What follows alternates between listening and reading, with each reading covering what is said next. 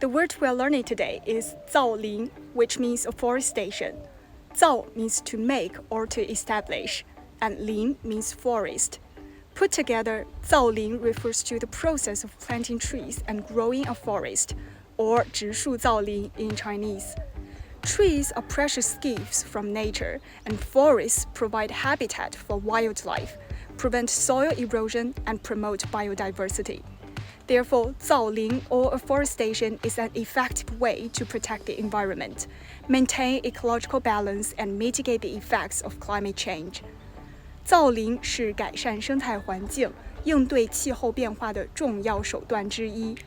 Afforestation is one of the important means to improve the ecological environment and respond to climate change.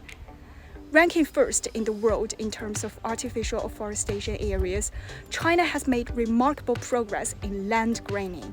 According to the 2022 Land Greening Report, China replanted 3.83 million hectares of trees and brought nearly 1.85 million hectares of desertification land under control last year. In China, it is widely believed that afforestation and tree planting bring benefits to both the present and the future generations.